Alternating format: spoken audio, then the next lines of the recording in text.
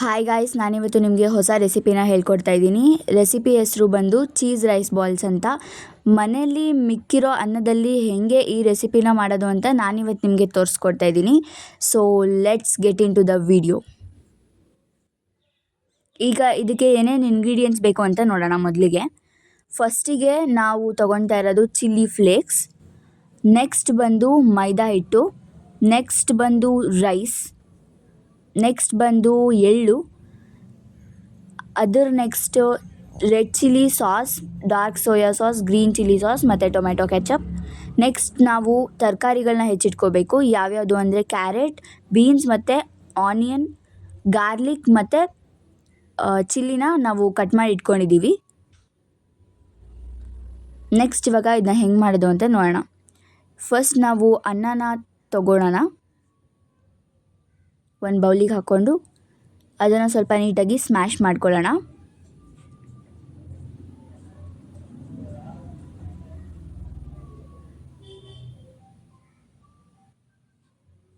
So ಈಗ next ingredient, ಇದಕ್ಕೆ ನಾವು 2 ಟೇಬಲ್ ಸ್ಪೂನ್ ಸೋಯಾ ಸಾಸ್,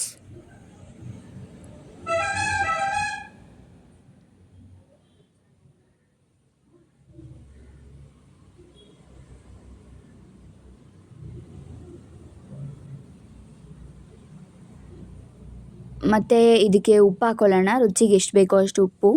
ಇದಕ್ಕೆ ಡಾರ್ಕ್ ಸೋಯಾ ಸಾಸ್ ಹಾಕಿರೋದ್ರಿಂದ ಉಪ್ಪು ನೋಡ್ಕೊಂಡು ಹಾಕ್ಕೋಬೇಕಾಗುತ್ತೆ ನಾವು. ಸೊ ನೆಕ್ಸ್ಟ್ ಇಂಗ್ರೀಡಿಯೆಂಟ್ ಬಂದು ಎಳ್ಳು.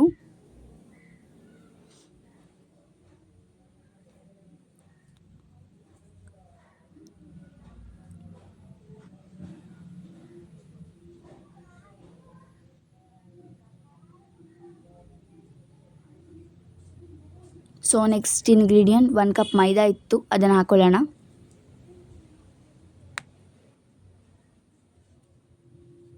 ನೆಕ್ಸ್ಟ್ ಚಿಲ್ಲಿ ಫ್ಲೇಕ್ಸ್,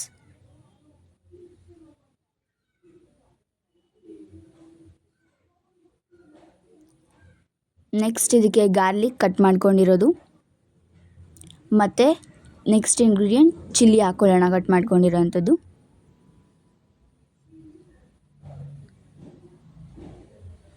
ಇದಕ್ಕೆ ನೆಕ್ಸ್ಟ್ ಕ್ಯಾರೆಟ್,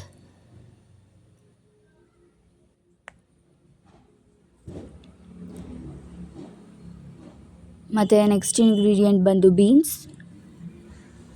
ಮತ್ತು ಆನಿಯನ್.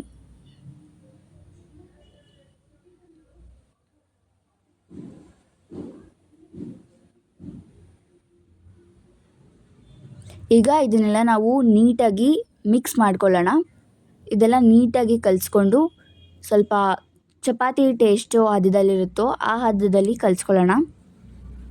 ಇದಕ್ಕೆ ನೀವು ಕಾರ್ನ್ಫ್ಲೋರ್ ಹಾಕ್ಕೊಳ್ಳೋರು ಬೇಕಾದರೆ ಕಾರ್ನ್ಫ್ಲೋರು ಹಾಕ್ಕೊಬೋದು, ತಿಕ್ನೆಸ್ ಬರುತ್ತೆ.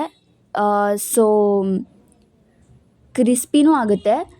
ಮತ್ತು ನೀವು ಎಷ್ಟು ಮೈದಾ ಹಿಟ್ಟು ಹಾಕ್ಕೊಂಡಿರ್ತೀರೋ ಅಷ್ಟೇ ಕಾರ್ನ್ಫ್ಲೋರ್ ಹಾಕ್ಕೊಬೇಕು. ಜಾಸ್ತಿ ಹಾಕ್ಕೊಂಡ್ರೆ ಚೆನ್ನಾಗಿ ಬರಲ್ಲ. ಮತ್ತು ಈಗ ನಾವು ನೀರು ಹಾಕ್ಕೊಂಡಲ್ಲೇ ಕಲಿಸ್ಕೊತಾ ಇದ್ದೀವಿ. ಅಕಸ್ಮಾತ್ ಏನಾದರೂ ಇದು ಗಟ್ಟಿ ಆದರೆ ಒಂದು 2 ಟೇಬಲ್ ಸ್ಪೂನಷ್ಟು ನೀರು ಹಾಕ್ಕೊಬೇಕು. ಯಾಕಂದರೆ ರೈಸಲ್ಲೇ ವಾಟರ್ ಇರುತ್ತೆ.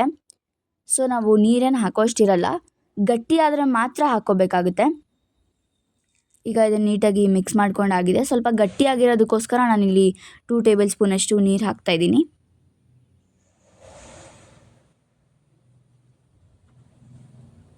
ನೀಟಾಗಿ ಮಿಕ್ಸ್ ಮಾಡ್ಕೊಳ್ಳೋಣ. ಇದು ಚೀಸ್ ಮೇನ್ ಇಂಗ್ರೀಡಿಯೆಂಟು.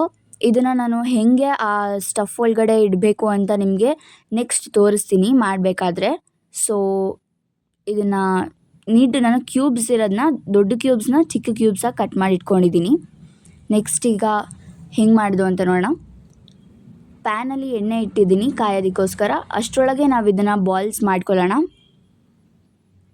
ಫಸ್ಟು ಒಂದು ಸ್ವಲ್ಪ ಹಿಟ್ಟು ತಗೊಂಡು ಅದನ್ನು ಸ್ವಲ್ಪ ಫ್ಲ್ಯಾಟಾಗಿ ತಟ್ಟಬೇಕು.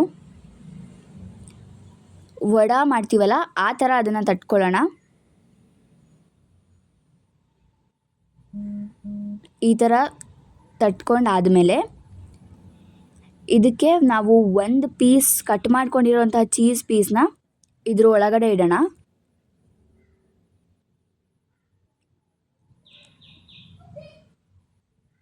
ನೆಕ್ಸ್ಟ್ ಇದನ್ನು ನೀಟಾಗಿ ಕ್ಲೋಸ್ ಮಾಡಿ ಅದನ್ನು ಬಾಲ್ ಥರ ಮಾಡಿ ಆದರೆ ಇದು ಸ್ಟಫ್ ರೆಡಿ ಆಗುತ್ತೆ.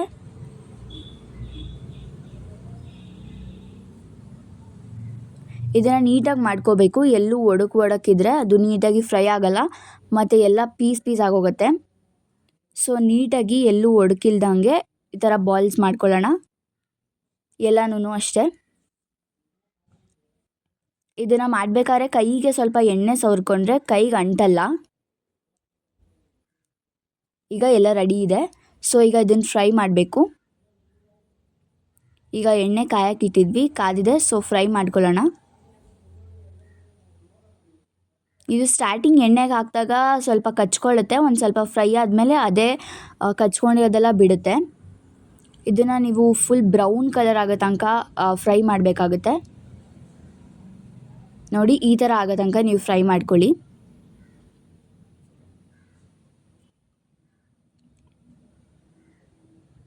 ಸೊ ಅದು ಫ್ರೈ ಆಯಿತು ಈಗ ಎಲ್ಲನೂ. ನೆಕ್ಸ್ಟ್ ಇವಾಗ ನಾವು ಗ್ರೇವಿ ಮಾಡಬೇಕಾಗುತ್ತೆ ಅದಕ್ಕೋಸ್ಕರ. ಸೊ ಒಂದು ಬಾಣಲಿಗೆ ಎಣ್ಣೆ ಹಾಕಿಟ್ಟಿದ್ದೀನಿ ಸ್ವಲ್ಪ, ಒಂದು 2 ಟೇಬಲ್ ಸ್ಪೂನ್.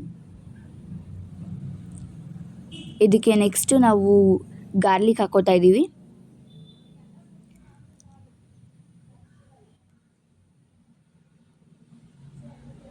ನೆಕ್ಸ್ಟ್ ಬಂದು ಚಿಲ್ಲಿ. ನೆಕ್ಸ್ಟ್ ಆನಿಯನ್ ಮತ್ತು ಕ್ಯಾರೆಟ್ ಮತ್ತು ಬೀನ್ಸ್.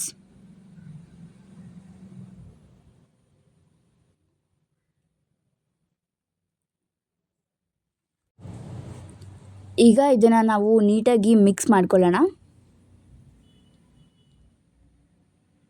ಸೊ ಈಗ ಇದೆಲ್ಲ ಫ್ರೈ ಆಗಿದೆ. ಇದಕ್ಕೆ ಉಪ್ಪು ಹಾಕ್ಕೊಳ್ಳೋಣ. ನಾವು ಮುಂಚೆನೇ ಹಾಕ್ಕೊಂಡಿದ್ವಿ, ಸ್ವಲ್ಪ ನಾವು ಹಾಕ್ಕೊಬೇಕಾಗುತ್ತೆ ಇದಕ್ಕೆ.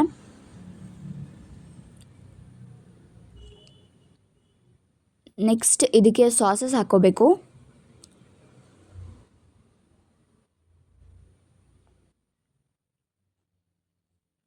ಫಸ್ಟ್ ಇದಕ್ಕೆ tomato ketchup, red chilli sauce, soya sauce, green sauce ಎಲ್ಲನೂ ಹಾಕ್ಕೋಬೇಕು. ಎಲ್ಲನೂ 2 ಟೇಬಲ್ ಸ್ಪೂನ್ ಹಾಕ್ಕೊಂಡ್ರೆ ಚೆನ್ನಾಗಿರುತ್ತೆ. ಡಾರ್ಕ್ ಸೋಯಾನೂ ಸ್ವಲ್ಪ ಕಮ್ಮಿನೇ ಹಾಕ್ಕೋಬೇಕು.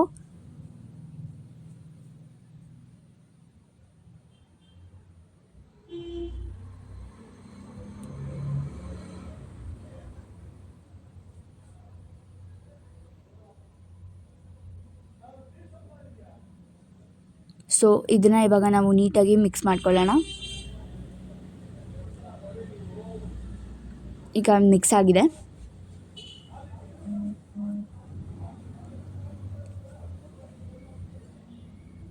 ಸೊ ಇದಕ್ಕೆ ನಾವು ಪಿಂಚ್ ಆಫ್ ಶುಗರ್ ಹಾಕ್ಕೊಂಡ್ರೆ ಚೆನ್ನಾಗಿರುತ್ತೆ. ನೆಕ್ಸ್ಟ್ ಇದಕ್ಕೆ ನಾನು ಕಾರ್ನ್ಫ್ಲೋರ್ನ ಸ್ವಲ್ಪ ನೀರಲ್ಲಿ ಮಿಕ್ಸ್ ಮಾಡಿ ಹಾಕ್ಕೋತಾ ಇದ್ದೀನಿ. ಸೊ ಅದು ಹಾಕ್ಕೊಂಡ್ರೆ ಸ್ವಲ್ಪ ತಿಕ್ನೆಸ್ ಬರುತ್ತೆ ಅಂತ. ಗ್ರೇವಿ ಜಾಸ್ತಿ ಹಾಕ್ಕೊಳಕ್ಕೆ ಹೋಗಬಾರ್ದು.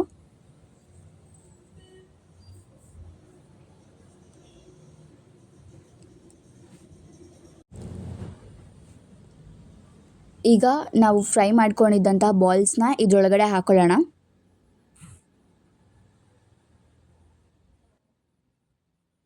ಇದನ್ನು ನೀಟಾಗಿ ಮಿಕ್ಸ್ ಮಾಡ್ಕೊಳ್ಳೋಣ. ಸೊ ಎಲ್ಲ ಬಾಲ್ಸಿಗೂ ಅದು ಗ್ರೇವಿ ಅಂಟಬೇಕು. ಸೊ ಈಗ ಇದೆಲ್ಲ ಮಿಕ್ಸ್ ಆಗಿದೆ. ಇದಕ್ಕೆ ಈಗ ರೆಡಿಯಾಗಿದೆ. ಸೊ ಸರ್ವ್ ಮಾಡೋದೊಂದೇ ಬಾಕಿ. So it is so delicious, ready to heat.